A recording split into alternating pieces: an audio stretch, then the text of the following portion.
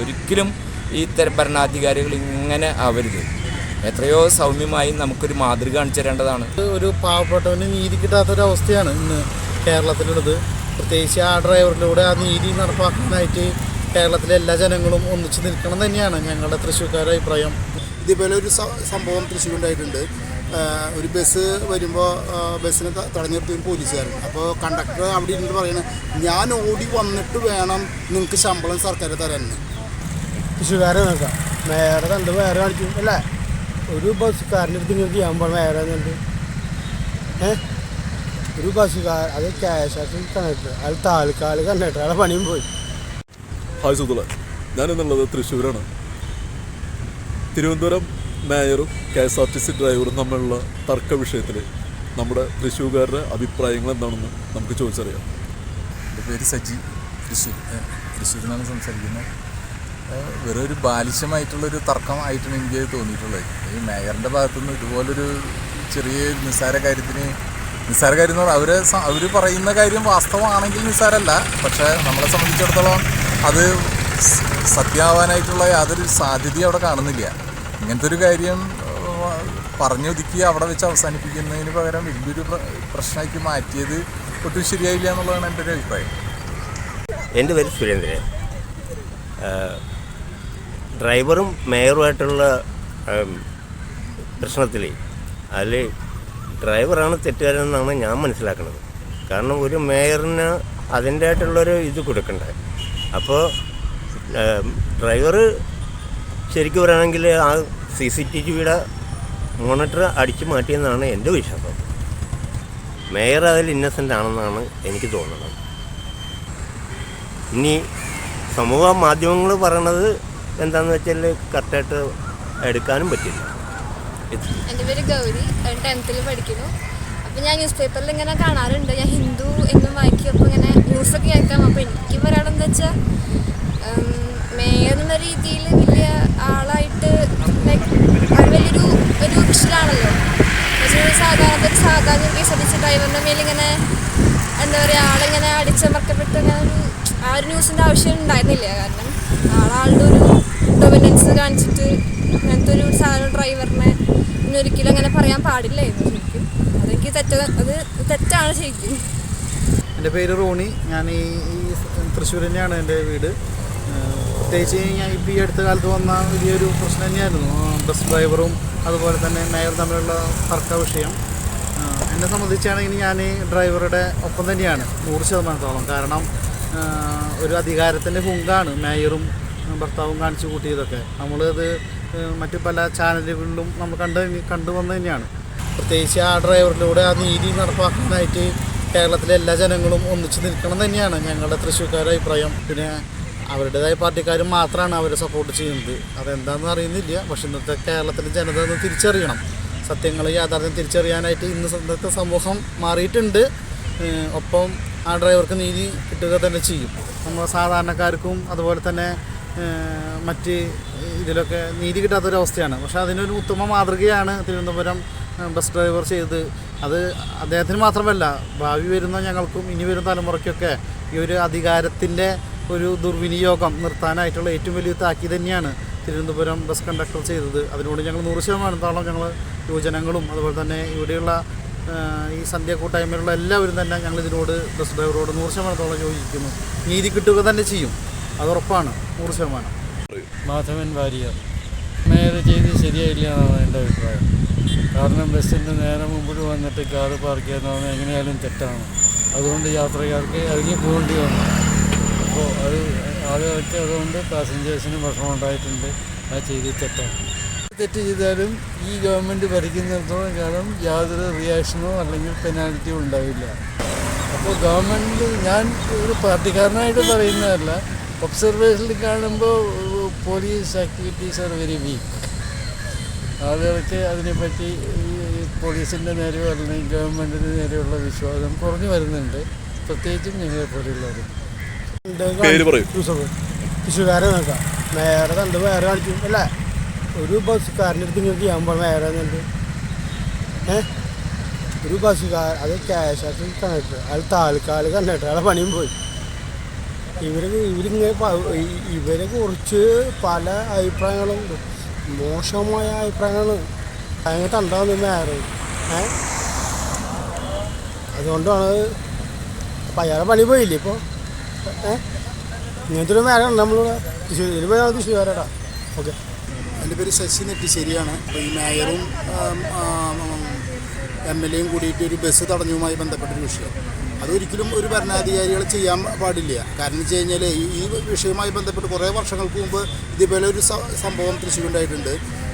ഒരു ബസ് വരുമ്പോൾ ബസ്സിനെ തടഞ്ഞു നിർത്തിയ ഒരു പോലീസുകാരൻ. അപ്പോൾ കണ്ടക്ടർ അവിടെ ഇരുന്നിട്ട് പറയണത്, ഞാൻ ഓടി വന്നിട്ട് വേണം നിങ്ങൾക്ക് ശമ്പളം സർക്കാർ തരാൻ എന്ന് പറഞ്ഞ മാതിരി ഓരോ ആൾക്കാർക്കും അവർക്ക് ചെയ്യേണ്ട ജോലിയും കർത്തവ്യങ്ങളുണ്ട്. അല്ലാതെ അത് ജനാധിപത്യ രീതിയിൽ ചെയ്യേണ്ട ഒരു വിഷയമാണ്. അതുകൊണ്ട് മേയറും MLA കൂടിയിട്ട് അങ്ങനെ നാട് ഭരിക്കാൻ വേണ്ടി ഒരുമിച്ച് ഇറങ്ങരുത്. അപ്പോൾ ഒരു ഭരണ സംവിധാനം ഉണ്ടല്ലോ, അത് നോക്കി വേണം ചെയ്യാൻ. അത് വളരെ മോശകരമാണ് എന്നാണ് എനിക്ക് പറയാനുള്ളത്. എൻ്റെ പേര് E.A. ജോസഫ്. ആ സംഭവത്തിൻ്റെ കാര്യങ്ങൾ ഇപ്പോൾ ഇത്രയും കാലത്തെ നീണ്ട ചർച്ചകൾ നടന്നിരിക്കുകയാണല്ലോ. ആ ചർച്ച തന്നെ ആളുകൾക്ക് ഏകദേശമൊക്കെ ഒരു രൂപം മനസ്സിലായി വന്നിട്ടുണ്ട്. എനിക്ക് ആ മേയറുടെ സമീപനം അന്നേ തന്നെ തീരെ പിടിച്ചില്ല. അപ്പോൾ ഒരു ധിക്കാരപരമായിട്ടുള്ള ഒരു സമീപനമാണ് മേയറുടെ ഭാഗത്തുനിന്ന് എനിക്ക് തോന്നിയത്. ഡ്രൈവർ ഇവർ പറയുന്നത് പോലെ ഒരു ചേഷ്ട കാട്ടി ആംഗ്യം കാണിച്ചു എന്നൊന്നും എനിക്ക് തോന്നിയിട്ടില്ല. പിന്നീടുള്ള ചർച്ചകളിലും അതൊക്കെ ഒരു ആളെക്കുറിച്ച് അങ്ങോട്ടൊരു അറ്റാക്കിന് വേണ്ടി പറഞ്ഞ പോലെ എനിക്ക് തോന്നിയിട്ടുള്ളൂ. മേയറുടെ ഭാഗത്തുനിന്ന് വന്ന ഒരു അധികാര ദുർവിനിയോഗം അല്ലെങ്കിൽ ധാർഷ്ട്യം, ആ ഭാഷയാണ് എനിക്ക് പറയാൻ തോന്നുന്നത്. ഒരു MLA-യും മേയറും. അപ്പോൾ രണ്ടുപേർക്കും ഒരു ധിക്കാരമുണ്ടായതായിട്ട് എനിക്ക് തോന്നിയത്. ഒരിക്കലും ഈ ഭരണാധികാരികൾ ഇങ്ങനെ ആവരുത്. എത്രയോ സൗമ്യമായി നമുക്കൊരു മാതൃക കാണിച്ചു തരേണ്ടതാണ്. ഇപ്പോൾ ഇതിൽ നിന്നൊക്കെ നമ്മളെന്താ മനസ്സിലാക്കേണ്ടത്, അല്ലെങ്കിൽ പുതിയ ജനറേഷൻ എന്ത് മനസ്സിലാക്കണം? ഒരു ചെറിയൊരു അധികാരമാണെങ്കിൽ അതങ്ങോട്ട് കാണിക്കണം, ആളുകളുടെ മക്കിട്ട് കയറണം. അതൊന്നും ഒരു നല്ല മാതൃകാപരമല്ല. പ്രത്യേകിച്ച് ഒരു നഗരപിതാവ് അല്ലെങ്കിൽ നഗരമാതാവ് എന്നൊക്കെ പറയുന്ന ആളുകൾ അങ്ങനെ ആയിരിക്കരുത് എന്നാണ് എനിക്ക് ആ കാര്യത്തിൽ പറയാനുള്ളത്. ചന്ദ്രൻ വൈലോപ്പള്ളി. ആ വിഷയത്തെക്കുറിച്ച് പറയുകയാണെങ്കിൽ അതിന് അർഹതയില്ലാത്തവന് പിന്നെ ഒരു സ്ഥാനം കിട്ടിയിട്ടുണ്ടെങ്കിൽ അതാണ് ഇപ്പോൾ അവിടെ സംഭവിച്ചത്. രാഷ്ട്രീയ പ്രേരിതമായിട്ടുള്ള സംഭവങ്ങളെ കൊണ്ട് കമ്മ്യൂണിസ്റ്റ് പാർട്ടിയിലെ ഒരു രൂപത്തിന് അവരോടെ പ്രതിഷ്ഠിച്ചു എന്ന് മാത്രമേ ഉള്ളൂ. അത് വളരെ നാണക്കേടുമാണ് സംഭവം.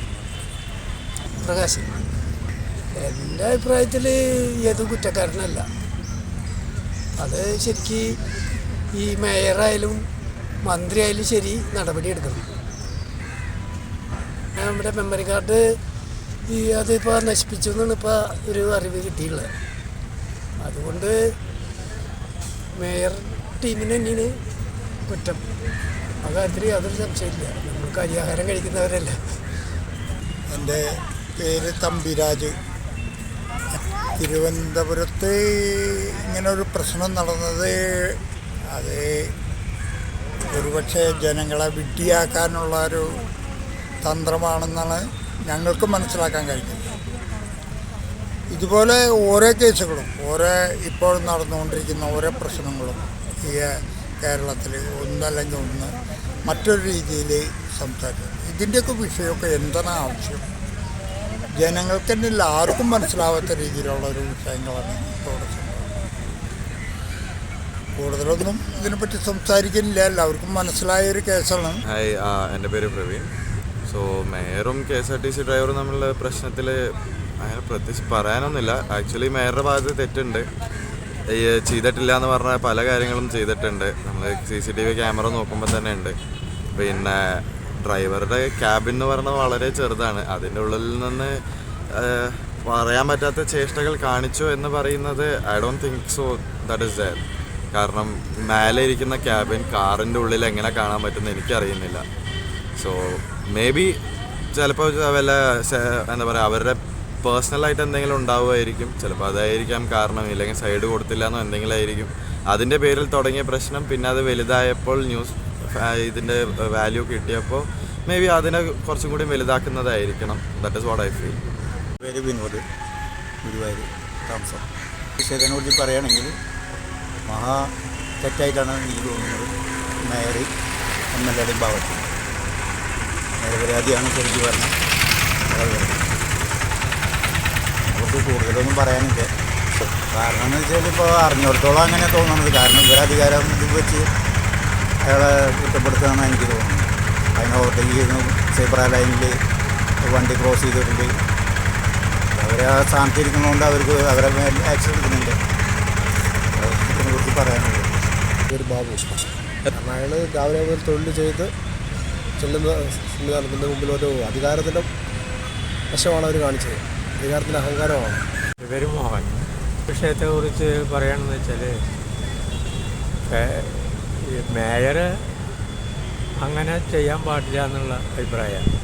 ഒരു ബസ് ക്രോസ് ചെയ്തുകൊണ്ട് നിർത്തി ഡ്രൈവറുടെ അടുത്ത് എന്ത് തന്നെയായാലും അങ്ങനെ പറയാൻ പാടില്ലാത്തതായിരുന്നു. 2 കോടിയൊക്കെ ഒഴിവാക്കാൻ പറ്റാവുന്ന കാര്യങ്ങളത് വെറുതെ ചാനലുകാർക്ക് അതൊരു വലിയ വിഷയമായി എടുത്ത് കൂടുതൽ പ്രശ്നങ്ങളുണ്ടാക്കി. എൻ്റെ പേര് ജയൻ. ആത്മാർത്ഥമായിട്ട് പറയണമെങ്കിൽ അവർ ചെയ്തത് ശുദ്ധ മണ്ടത്തരം, അല്ലെങ്കിൽ വേണമെങ്കിൽ പറയാം അഹങ്കാരം. അത് ചെയ്യാൻ പാടില്ലാത്തായിരുന്നു. ഒരു ഇത്രയും നല്ലൊരു പൊസിഷനിൽ ഇരിക്കുന്ന ഒരു വ്യക്തി അല്ലെങ്കിൽ ഒരു MLA ഇവരൊക്കെ ഇങ്ങനെ സംസാരിക്കാമെന്ന് പറഞ്ഞാൽ പൊതുജനങ്ങൾ എങ്ങനെ പ്രതികരിക്കും എന്നുള്ളത് അവർ ചിന്തിക്കുന്നില്ല. മാതൃകയാവേണ്ട മനുഷ്യരാണ് ഇവരെല്ലാവരും. അതിന് വിപരീതമായിട്ടാണ് അവർ കാണിക്കുന്നത്. ഈ ഹുങ്ക് എവിടെ കാണിച്ചോ അവരെല്ലാവരും നശിച്ചിട്ടേ ഉള്ളൂ. അതുകൊണ്ട് ദയവ് ചെയ്ത് ഇനി ഇങ്ങനൊരു അഹങ്കാരത്തോടുള്ള സംസാരമോ പ്രവർത്തികളോ ചെയ്യാതിരിക്കുക എന്നെനിക്കൊരു അഭ്യർത്ഥന. അതാണ് എനിക്ക് പറയാനുള്ളത്.